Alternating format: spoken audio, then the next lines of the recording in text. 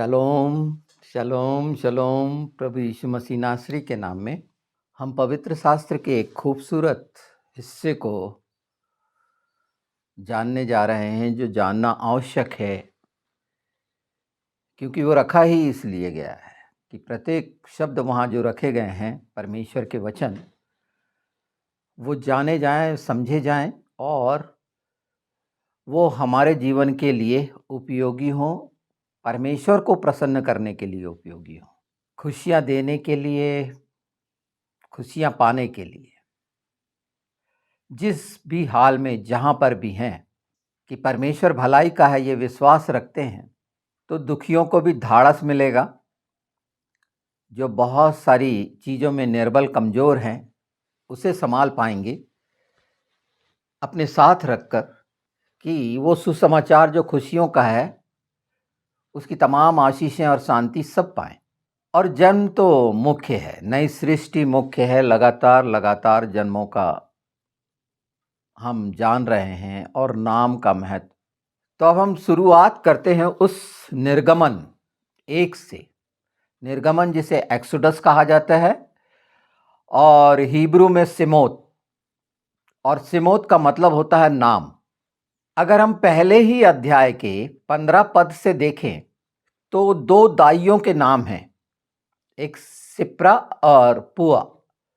सिप्रा का मतलब होता है ब्यूटीफुल, फेयरनेस, कोमेली, और पुआ का मतलब होता है ग्लिटर या ब्रिलियंसी, मतलब चमक और सुंदरता। ये 2 दाइयाँ। और घटना है कि फिरौन की आज्ञा है कि अब जो भी लड़का पैदा होता है तो उसे मार दिया जाए। यहाँ एक मुख्य लाइन लिखी हुई है, जिस पत्थर पर बैठकर प्रसव होता था, डिलीवरी होती थी, पत्थर पर बैठकर, डिस्क, बर्थ स्टूल, पत्थर पर बैठकर, ये बहुत मुख्य है। पत्थर पर बैठकर जन्म देना, ये हमारे पवित्र शास्त्र में ही मिलेगा। इसका उल्लेख मैं सोचता हूँ शायद ही कहीं हो कि कैसे परमेश्वर ने जन्म के लिए, कहाँ से, चट्टान से, पत्थर से, और दाइयों के पहले पहुँचने के, दाइयों के कथानुसार जब फिरौन को जवाब देती हैं कि हमारे पहुँचने के पहले वो बच्चे जन्म देती हैं, ये वो जवाब परमेश्वर को बड़ा भला लगता है। पर जन्म देने की प्रक्रिया परमेश्वर ने, और उसके पीछे के गहरे रहस्य, कि वो कौन सी बात है जो प्रकृति के अनुसार जुड़ती है, इसे भी हम सीखते जाएंगे आगे कि क्या महत्वपूर्ण प्रक्रिया है गुरुत्वाकर्षण की जन्म के लिए। पर पत्थर पर जन्म और सुंदरता जो नाम रखा गया, जन्म के लिए पहुंचने वाली दाइयां, चरवाहा, अगवा, क्या कुछ हो रहा है। वाकई में उस तरह से नया जन्म हो रहा है, उस तरह से दाइयां अपना काम कर रही हैं, या क्योंकि संसार तो हमेशा लगा हुआ है, इसलिए परमेश्वर बोलता है कि मेरी प्रजा को जाने दे। जो इन लोगों ने, संसार के लोगों ने पकड़ा है, जैसे आज भी हर जगह पर मसीही लोगों को जिस तरह से एक बंधक बना के रखा गया है नाना प्रकार के तरीकों से, ये एक ऐसा हिस्सा है जो आपको बल देगा कि परमेश्वर ने अगर मेंढक शब्द भी रखा है बाइबल में, तो उसका औचित्य है, उसका चरित्र है। और फिरौन के, और अगर हम 28 देखें, एजकेल 28, तो हाँ, एजकेल 28:2 में लिखा हुआ है बहुत स्पष्ट, हे मनुष्य की संतान, सोर के प्रधान से कह, परमेश्वर यहोवा यूं कहता है, तूने मन में फूल कर यह कहा है, मैं ईश्वर हूं, मैं समुद्र के बीच परमेश्वर के आसन पर बैठा हूं। परंतु यद्यपि तू अपने आप को परमेश्वर सा दिखाता है, तो भी तू ईश्वर नहीं है, मनुष्य ही है। एक ये राजा है सोर का प्रधान, जिसके विषय में ये कहा गया। दूसरा फ़िरौन है, जो बहुत सारे देवी देवताओं को मानता है। ये दोनों बातें और निर्भर है अपने आप को भला दिखाना की जो कोशिश की जा रही है, वो मेंढक का चरित्र और एक ये जो अपने आप को दिखा रहा है।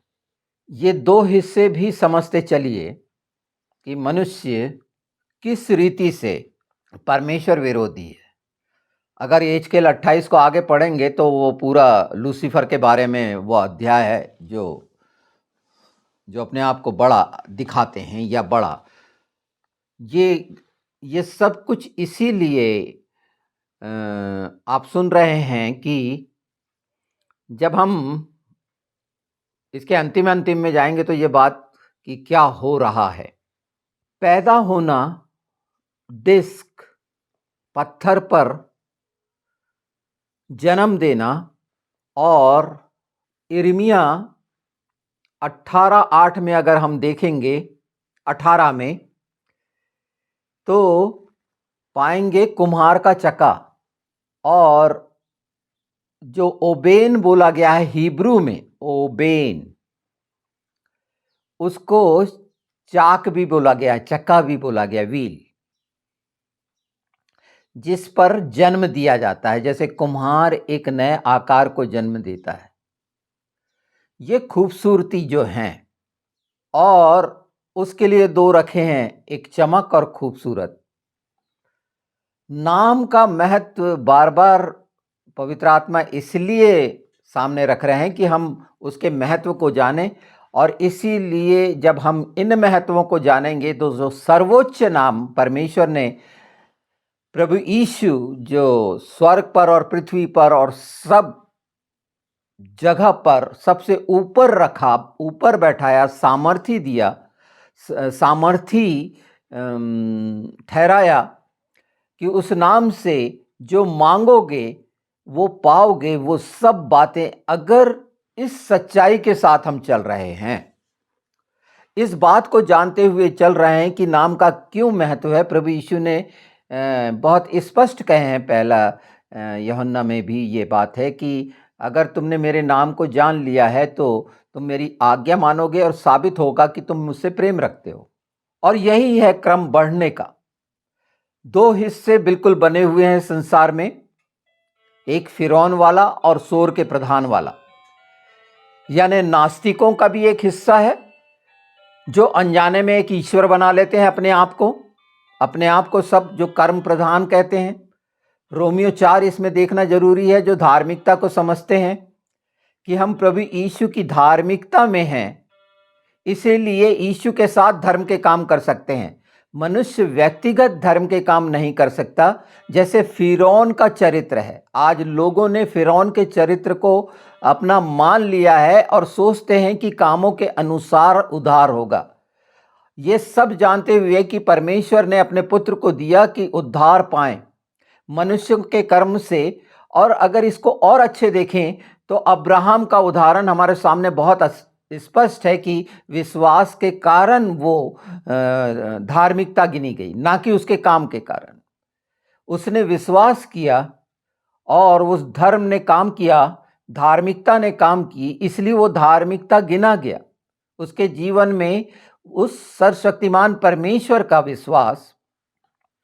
तो ये बातें जन्म देना पहले हमने जाना पत्थर पर, और उसके लिए अगर हम देखें यशायाह 26:17 देख लें, ये आप जरूर पढ़िए। मैं उसके कुछ बता रहा हूँ सारांश, पर ये आपको और भी उत्साहित करेंगे और स्वयं परिवार के लिए, अपने कलीसिया के लिए भलाई का कारण होंगे। तो 26:8 देखिए, 17, यशायाह 26:17। जैसे गर्भवती स्त्री जनने के समय ऐंठती और पीड़ा के कारण चिल्ला उठती है, हम लोग भी है यहोवा तेरे सामने वैसे ही हो गए हैं।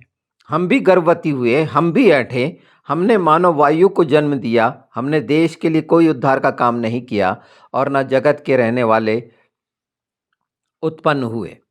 ये हिस्सा फिर जो आपको प्रेरित करता है कि निश्चित जच्चा जैसी पीड़ा जैसे शब्द हमने बाइबल में देखे हैं, इनको सार्थक कैसे कर रहे हैं?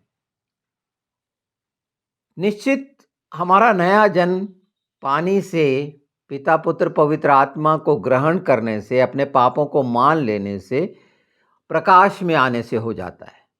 ये जो रेफरेंसेस मैं आपको दे रहा हूं पवित्र शास्त्र के, ये बहुत स्पष्ट करते हैं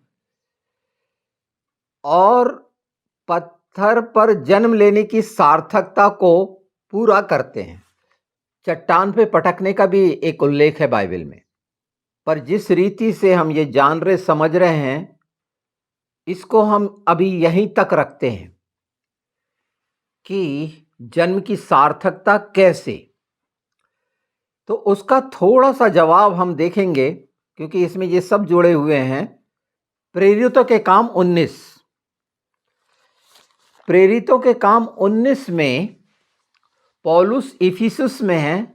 अरमितियास, वो जो देवी है जिसकी मूर्ति ज्यूस ने गिराया, ये मानते हैं इफिसुस में। और वहां पर जो कोलाहल हुआ था और जो घटना उसके पहले हुई थी, उसको थोड़ा सा पढ़िएगा। तो पहली चीज तो ये हुई थी कि लोगों ने अपनी जादू टोना की किताब, जो बहुत महंगी थी, जलाई थी। झाड़ फूक हो रही थी उस समय, यहूदी लोग झाड़ फूक कर रहे थे। आज भी वैसी झाड़ फूक हो रही है, रुमाल और ये सारी चीजें। उस समय की घटना में भी ये इंगित करती है कि उस समय रुमाल वगैरह ले लिया करते थे और वो चंगाइयां होती थी। 19 को पढ़ना बहुत जरूरी है, क्योंकि वो सारे काम जो अन्य जातियों से निकल के आए हैं, उनकी अंदर की किताबें खत्म नहीं हुई है। वो झाड़ फूक का स्वभाव, जादू टोने का स्वभाव अब भी उनके अंदर वो मरा हुआ स्वभाव है, और उससे प्रेरित वो कई तरह की लालसा, अभिलाषा करते हैं धनी होने की। उस पाप के स्वभाव के कारण प्रभु यीशु को अपना उद्धारकर्ता मानते हैं, प्रभु यीशु के प्रेम में भी अगुवाई भी कर रहे हैं, ये सब कर रहे हैं, सारे काम कर रहे हैं, पर उसके साथ साथ ये भी हिस्सा अंधकार का उनके साथ जुड़ा हुआ है। उन्होंने नहीं जलाया। जब वहां का मंत्री ये स्पष्ट करता है प्रेरितों के काम 19 में कि इन्होंने तुम्हारा मंदिर नहीं लूटा, और अगर मंदिर लूटा है तो अदालत खुली हुई है। घटना का कारण है वहां के जो मूर्ति बनाने वाले थे, उनका ये षड्यंत्र था, क्योंकि जिस तरह से परमेश्वर की सामर्थ यीशु के नाम में पवित्र आत्मा के साथ वहां पर कार्य कर रही थी, जिस तरह के वो कार्य हो रहे थे, उससे वो घबरा गए, क्योंकि व्यवसाय चौपट हो गया, धंधा चौपट हो गया। धर्म की आड़ में जो धंधे पुरातन बहुत पहले से चले आ रहे हैं और आज भी हैं, वो धंधे और व्यापार, प्रभु यीशु ने पीढ़े उल्टे थे। आज से 2000 साल पहले कबूतर उड़ा दिए थे, कोड़े मारे थे, क्योंकि इन्होंने वही काम किया है। मंदिर को लूटने वाले भी एक हैं, और उसके नीचे जो व्यापार करने वाले हैं वो भी एक हैं, जो नाना प्रकार से जिनके, इसीलिए तो अपना अपना राज्य बना ली है। ये मैं इस मिनिस्ट्री का, मैं उस चर्च का, मैं इस डिनोमिनेशन का, कैसे आराम से कहते हैं। क्यों? वहां पर ये सब घटित हो रहा है, साथ साथ हो रहा है, क्योंकि उसके पीछे का सब फॉल्स है जो कुछ हो रहा है। इसीलिए आत्मा जीतने वाले वो काम उनके दिखते नहीं, उनके जीवनों में क्यों, उनके परिवार में क्यों, ये शब्द बिल्कुल होना चाहिए, उन चर्चों में क्यों। उसके बावजूद भी, ये सारों के बावजूद भी, वहां पर भी इस्राएली ये कर रहे थे, 400 सालों से, और पिता ने बोला मेरे लोगों को जाने दे। और यीशु का नाम, उस पर विश्वास छुटकारा देगा। इन सब बातों में जो फैलाया गया षड्यंत्र है कि सचमुच में जन्म हो पा रहा है पत्थरों पर। कहां पर हो रहा है जन्म? पत्थर कौन है? मंदिर कौन है? लूटने वाले कौन है? क्यों लिखा गया है कि ये अपनी भेड़ों का मांस खाते हैं? क्यों लिखा गया है ये? हाँ, बहुत ऐंठन हो रही है, पर पैदा काय को कर रहे हैं? हवा को।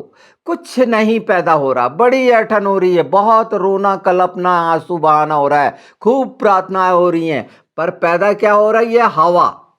जैसे 26 साफ है।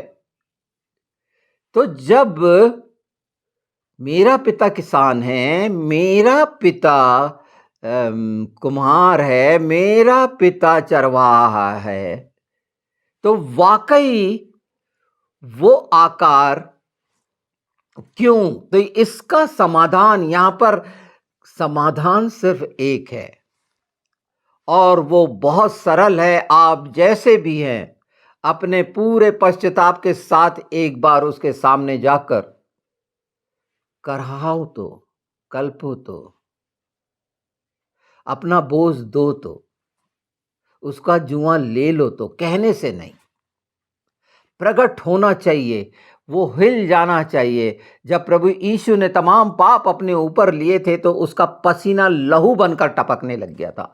इतना प्रेशर, अपनी मन प्राण आत्मा बुद्धि की सारी शक्ति कौन सी चीजों में लगाना आता है उससे सीखो।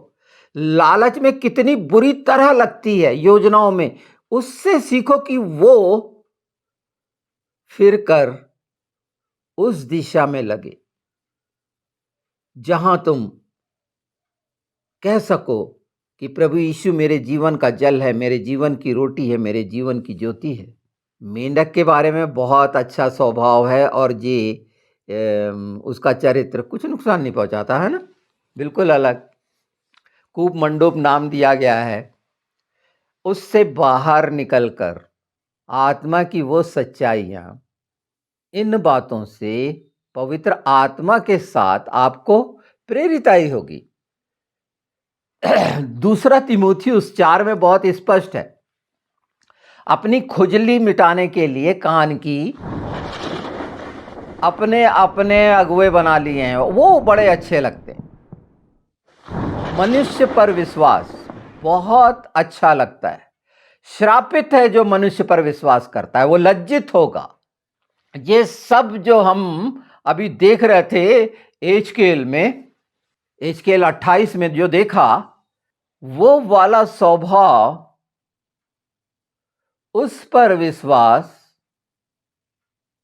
बड़े होने की ख्वाहिश, तमन्ना, स्वर्गीय स्थानों में यीशु ने कहा कोई बड़ा होना चाहता है तो वो सेवक बने, दास बने। छोटा होना चाहता है, बड़ा होना चाहता है, छोटा होना आवश्यक है। और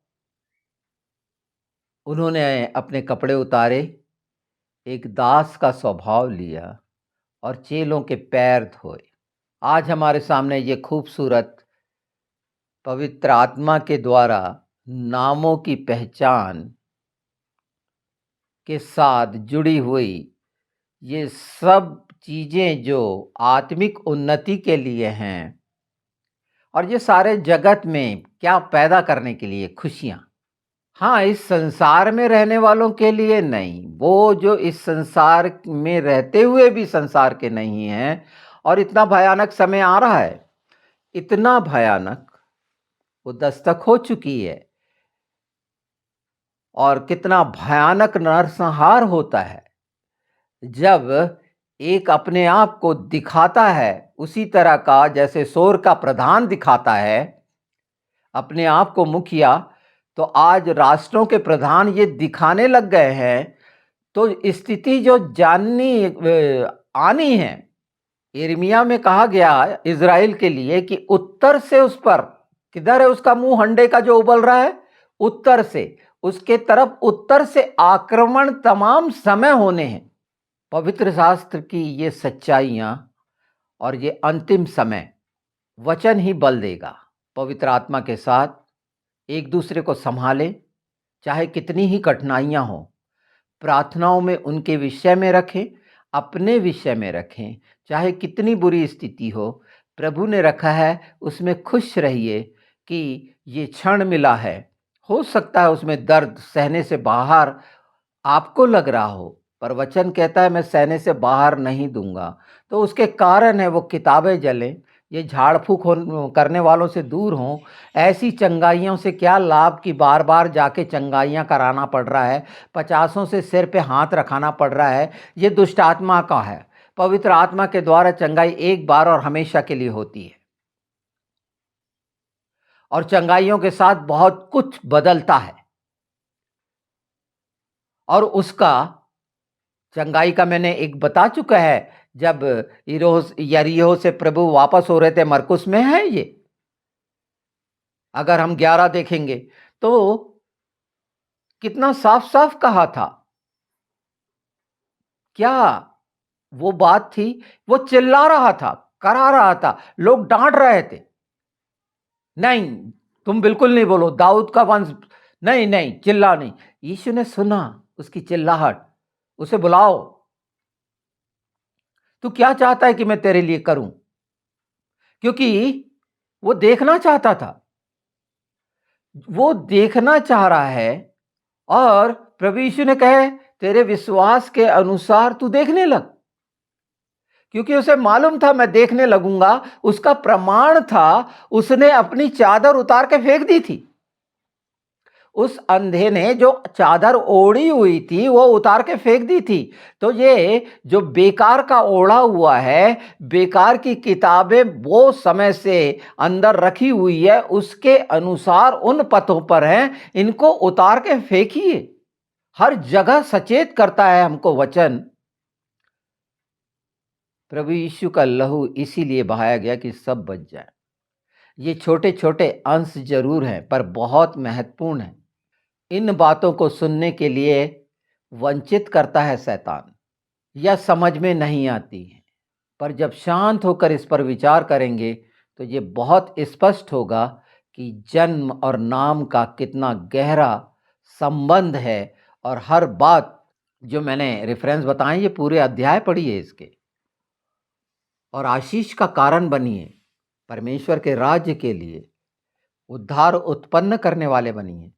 जैसे शिप्रा और पुआ को परमेश्वर ने आशीष दी, वो दाइयों को, मिडवाइफ को क्या काम है? जन्म दिलाना यीशु के नाम में। ये सब पर अनुग्रह हुआ है, हम अनुग्रह की संतान बने हैं। अब्राहम पर अनुग्रह था, हमारे समय में देदारी होकर हमें मिला। अनुग्रह को ग्रहण कर लिए हैं तो हर चीज साफ हो जानी चाहिए। अंत में जाते जाते मैं एक बात कह दूं कि और आगे बढ़िए। पिछला उतार फेंकिए, निकाल कर जला दीजिए। वो सब कुछ बेकार की योजनाएं, मैले चिथड़े हैं। और निश्चित वचन पूरा होगा जो आपके कानों में मिला है प्रकाश के द्वारा। वो अंधकार जो व्यर्थ का भटकाने और भरमाने वाला है, आपके परिवार से, उस कलीसिया से, उस चर्च से, उस डिनोमिनेशन से दूर होगा यीशु के नाम में। क्योंकि ये वचन की सच्चाइयां सामर्थी हैं और हमेशा हमेशा कार्यकारी हैं।